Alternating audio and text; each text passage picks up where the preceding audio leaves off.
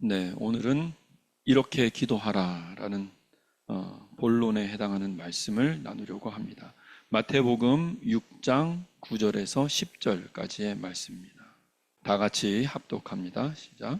그러므로 너희는 이렇게 기도하라. 하늘에 계신 우리 아버지여, 이름이 거룩히 여김을 받으시오며 나라가 임하시오며 뜻이 하늘에서 이루어진 것 같이 땅에서도 이루어지이다.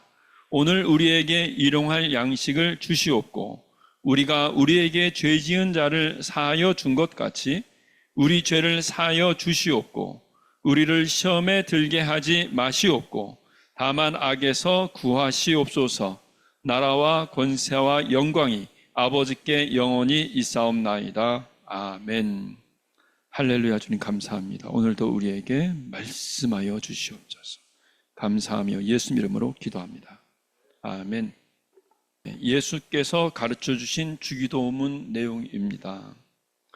주기도문 내용을 통해서 주님은 우리에게 어떻게 기도해야 하는지, 어떤 내용으로 기도해야 하는지를 분명히 말씀하십니다. 첫 번째로는 창조주이시며 온 우주의 주관자 되시는 하나님, 곧 나의 아빠에게 기도한다. 기도를 한다는 것은 바로 이런 나의 아빠를 만나는 것이다.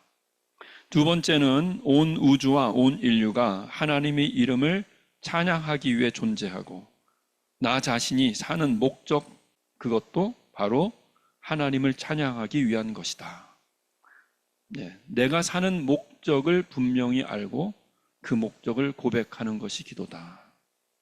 세 번째로는 이러한 하나님의 나라는 이미 이 세상에 임했고 임하고 있으며 임할 것인데 나는 그것을 믿고 이 땅에 그 하나님의 뜻이 이루어지기를 간절히 원하고 소망한다 하는 내용으로 기도하라는 것이죠. 앞의 세 가지 기도의 내용은요, 이미 하나님의 나라에서는 다 이루어진 것입니다. 그러므로 이루어 달라고 어쩌면 기도할 필요가 없는지도 모르겠어요. 그러나 우리는 매일 나의 삶에서 이루어 달라고 고백하고 기도해야 합니다.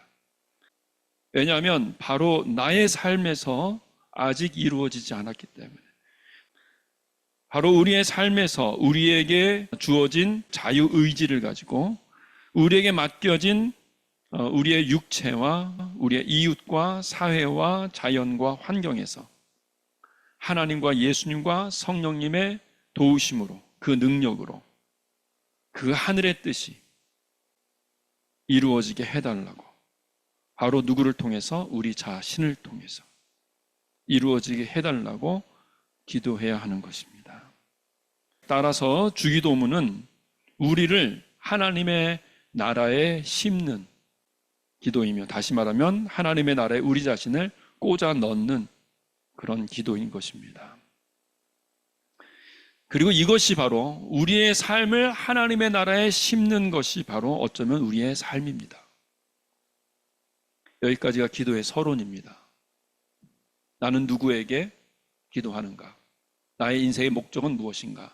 그리고 나는 지금 무엇을 위해서 살고 있는가? 다 나왔죠? 자, 이제 본론으로 들어갑니다.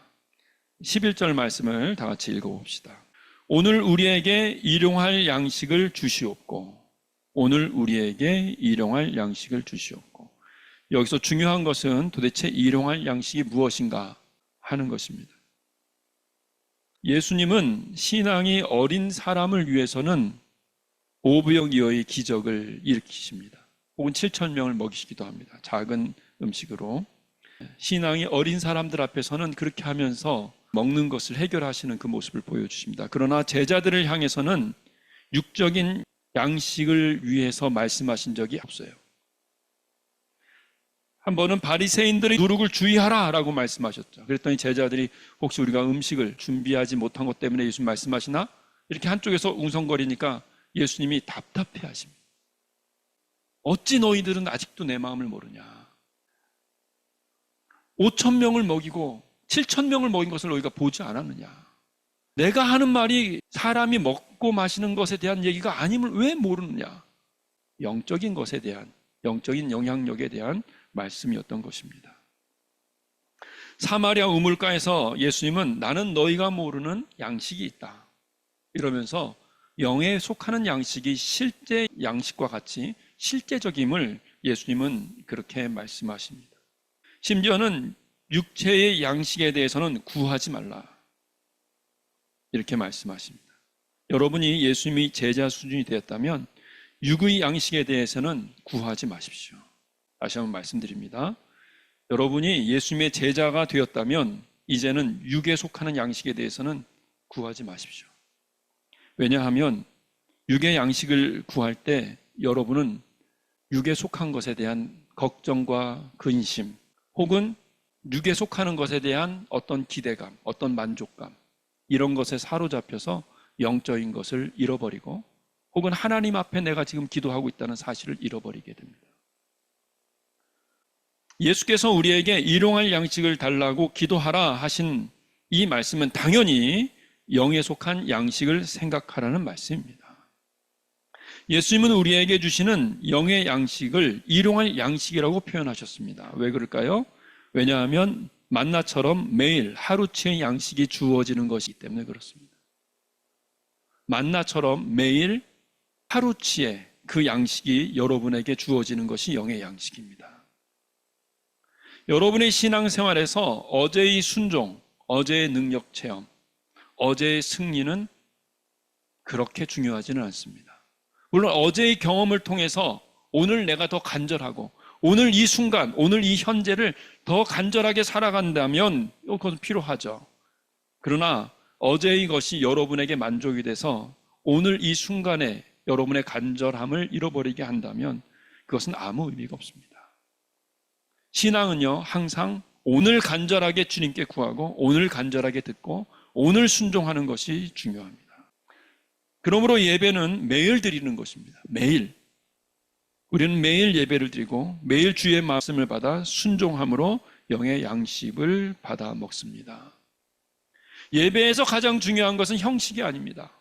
방법이 아닙니다. 여러분의 마음에 정말 하나님의 뜻대로 살기를 원한다.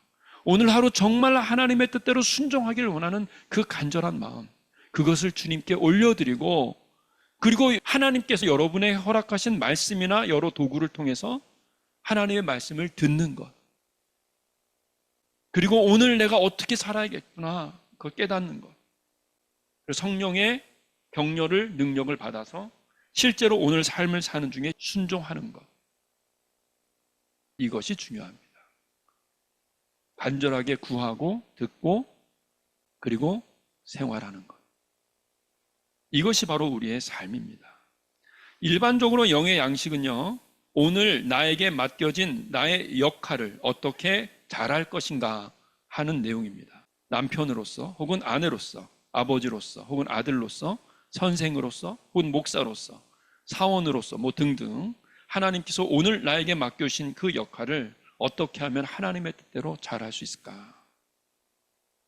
그리고 특별히 어떤 결정해야 할 일들, 그런 것이 있다면 주님께서는 특별하게 강조해서 어떤 중요한 결정에 대해서는 미리 말씀하시고 혹은 여러 번 말씀하시고 일정 기간 동안 계속 말씀하시고 강조해 주십니다. 그럼에도 불구하고 우리는 이 특별한 하나님의 말씀을 듣지 못하는 경우가 많습니다. 왜냐하면 우리가 교만하기 때문이죠. 혹은 무엇인가 정신이 팔려서, 혹은 어떤 미래에 대한 것에 겁을 먹어서, 지나친 걱정에 이렇게 빠져서 영의 양식을 선택하지 않고 육의 양식을 선택해 버릴 수 있습니다. 매일 예배를 드리며 하나님의 뜻대로 살기를 원하는 마음을 간절히 갖지 않으면, 의도적으로 어떻게 하면 오늘 내가 하나님의 뜻에 순종하며 살까, 이런 마음을 의도적으로 여러분이 갖지 않으면 여러분은 계속 육에 속한 삶을 살게 됩니다. 매일 간절히 기도하십시오. 오늘은 어떻게 하나님의 뜻대로, 오늘은 어떻게 살아야 될까? 정말로 나는 하나님의 뜻대로 살고 싶은데, 그러면 여러분 틀림없이 하나님께서 가르쳐 주십니다. 그러나 여러분이 교만해지면 그런 간절함을 잃어버리고 그냥 일상적인 예배를 드리거나 일상적인 큐티를 하고 그냥 거기서 어떤 지식을 얻은 것에 만족하고 그러면서 정작 중요한 하나님의 음성은 놓치게 되는 경우가 많습니다. 그렇다면 우리가 불순종을 한다면 어떻게 될까요? 불순종을 한다면 어떻게 될까요? 예. 만약에 하나님께서 오늘 이제 기도를 하는데 여러분에게 자, 5천만 원을 줄 테니 이 돈을 잘 저축해둬라 이렇게 말씀하셨어요. 그런데 여러분이 하나님의 말씀을 잘못 들어서 자신이 생각하는 선한다고 생각되는 곳에 헌금을 해버렸어요. 헌금 너무 중요하니까. 그럼 어떻게 될까요? 정작 그 돈이 필요할 때 여러분은 궁핍해지겠죠. 돈을 사랑하는 것은 옳지 않죠. 그러나 돈이 인생에서 얼마나 중요한 것을 알고 그것을 소중하게 관리하고 또 사용하려고 하는 것, 그것은 중요한 것이죠. 그냥 무조건 청빈한 삶이 옳은 삶이야 이렇게 생각하는 부분에서 혹시 교만에 빠져서 그런 선입관에 빠져서 정작 하나님께서 합당하게 이 재정은 중요하니까 너 킵해둬 라고 말씀하실 때 순종하지 못한 그런 때가 있지 않나. 저는 그런 때가 있어서 고생을 했는데 여러분은 어떤지 모르겠네요. 어쨌든 순종하지 못하면 선한 목자가 양을 이끄는데 그 양이 선한 목자가 이끄는 데서 떨어져 나가면 고생을 하겠죠. 순종하지 못한 삶을 살면 고생을 합니다. 그런데 스스로 하나님의 음성을 듣지 않고 육체의 욕구대로 했어요. 그래 놓고선 나중에 하나님 원망하죠. 왜 나한테 이러냐고. 스스로 선한 목자를 떠났는데, 멀리 나갔는데, 아브라함이 가나안에 이르렀을 때 순종해서 가나안까지 갔어요. 그런데 가나안에 자신이 이전에 하란 땅에선 경험해 보지 못했던 그런 가나안 땅의 기근이 찾아온 거예요. 깜짝 놀랐습니다. 하나님의 뜻에 순종하려고 하지 않고 그 주변에 있는 가나안 사람들이 그렇게 하는 것처럼 애굽으로 피신합니다. 애굽으로 피신할 때 아브라함은 겁을 먹게 되고 그 가운데서 인간으로서 경험하지 말아야 되는 일들을 경험하게 돼요. 아내를 권력자에게 빼앗기는, 하나님의 백성이라면 당연히 경험하지 말아야 될 일을 거기서 경험하는 거예요. 그 가운데서도 하나님은 말씀하세요. 매일매일 그 가운데서도 하나님의 음성을 들을 수 있어야 합니다. 여러분이 잘못된 결정을 하면 잘못된 결정 한 그 가운데서 최선의 방법으로 여러분을 인도하시니까 잘못된 결정으로 여러분이 이르렀을 때 그 가운데서 하나님께서 인도하시는 뜻은 무엇인가 말씀을 듣고 그 가운데서 또한 순종해야 합니다. 일정 기간은 고통스러울 수밖에 없을 겁니다. 아브라함이 애굽에서 빠져나올 때까지는 계속 어떤 어려움을 겪어야만 합니다. 스스로 모든 상황에서 주님께 예배드리며 그 가운데서도 감사하고 그 가운데서도 내가 잘못해서 이런 결정을 했지만 주님께서 또한 새로운 경험으로 새로운 교훈으로 내게 가르치실 거야 믿고 주님을 믿고 여러분이 그 상황 가운데 순종할 수 있는 것들을 순종하며 기다리며 행한다면 그러면 여러분은 그곳에서 빠져나오게 되는 것입니다. 또 아브라함이 불순종했던 사건이 있어요. 이삭을 준다고 하셨는데 왜 안 주시는 거야? 자녀를 주신다고 했는데. 그래서 인간적인 생각이 일어나고 그래서 불순종하고 하갈을 통해서 자녀를 만들려고 합니다. 인간적인 방법을 통해서 자녀를 만들려고 합니다. 그래서 이삭을 낳기 위한 그 계획은 더 딜레이가 되고 그리고 가정의 불화가 하나님을 믿는 가정에서는 도저히 일어날 수 없을 거라고 생각했던 그 불화가 그 가정에서 계속적으로 일어납니다. 아브라함은 가장으로서 그 상황 가운데서도 하나님께서 무엇을 원하시는지 계속 기도하고 순종하며 행해야 했습니다. 하나님은 아브라함이 잘못된 결정을 했고 그렇지만 하나님은 그 잘못된 결정을 인정해 주셔서 또 하갈을 통해서 이스마엘 족속을 만들어 주십니다. 때로는 어떠한 관계는 그 자리에서 끝까지 살아남을 때 그럴 때 해결이 되고 어떤 때에는 끝까지 어떤 사람을 품어 안을 때 관계가 해결되기도 합니다. 어떤 때는 끊어내야만 또 해결되는 그런 때도 있습니다. 어쨌든 그렇게 불순종한다면 불순종하는 만큼 고통과 아픔이 찾아오게 됩니다. 그것은 우리가 선택한 것입니다. 우리의 의지로 선택한 것이죠. 그러나 우리가 매일매일 예배드리고 하나님의 음성을 듣고 순종하며 나아간다면 오히려 그 불순종한 환경과 상황이 죄가 더한 곳에 은혜가 넘치는 것처럼 역전이 일어나게 되는 것입니다. 그렇다면 동시에 여러분, 매일매일 순종하며 고통이 없을까요? 고난이 없을까요? 다윗도 고난을 받고 요셉도 고난을 당하고 예수님도 고난을 당하시죠. 예. 내가 불순종해서 당하는 고난과 주님께서 나를 통해서 이루고자 하시는 놀라운 계획이 있으셔서 나를 더 연단시키기 위해서 또 어떤 큰 역할을 더 하게 만들기 위해서 준비시키기 위해서 받는 그 연단의 과정에 어떤 차이가 있을까요? 방향성이죠. 분명한 목적과 방향성을 향해서 계속 나아간다면 나의 오늘의 고난이 의미가 있는 것입니다.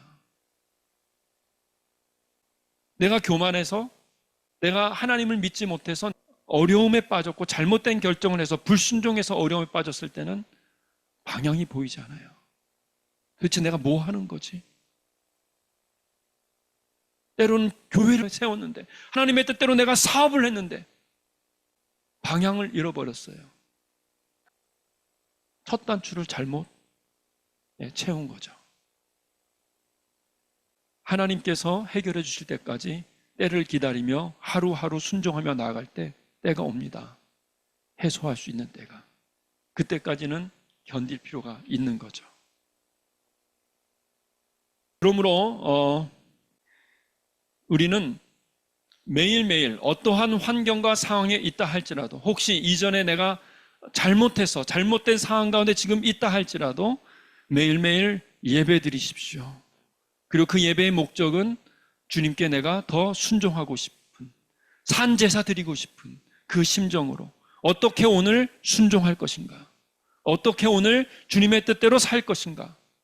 주님의 뜻대로 살고 싶다고 도와달라고 주님 앞에 매일 새롭게 예배를 드리십시오. 이것이 바로 주기도문의 본론의 첫 번째 내용이에요. 일용할 양식을 달라고 기도하십시오. 틀림없이 주십니다. 그 일용할 양식을 붙들기 위해서 기도하고 그 일용할 양식을 여러분이 받아 먹기 위해서 하루를 삽니다. 순종하며 살아갈 때 그 일용할 양식이 여러분에게 들어오고 여러분의 피가 되고 살이 되고 여러분의 영혼이 강력해집니다. 그래서 그리스도인은, 저는 그렇게 생각해요. 그리스도인은 생활 계획을 세우며 산다. 오늘 내가 어떻게 나에게 맡겨진 역할을 온전하게 잘할까? 때를 아껴서, 시간을 아껴서 어떻게 할 수 있을까? 계획을 세우고, 저는 그래요. 계획을 세우고 실천하지 않으면 안 되더라고요. 예, 하나님의 음성을 듣고서도 계획을 세우고 움직여야 되겠. 물론 그 계획도 때로는 바뀝니다. 하나님께서 바꿔주시죠. 그렇지만 저는 여러분에게 계획을 세우고 순종해서 나아가라 이렇게 말씀을 드리고 싶습니다. 그러한 여러분의 삶의 루틴이 점점 하나님의 뜻 가운데 동행하는 삶으로 익숙해지고 또 익숙해지고 그러면서 더 영적으로 성숙해지는 것이 아닌가, 저는 그렇게 생각합니다. 그러므로 일용할 양식을 위해서 기도하십시오. 이 일용할 양식은 영에 속한 양식입니다. 육에 속한 양식이 아닙니다.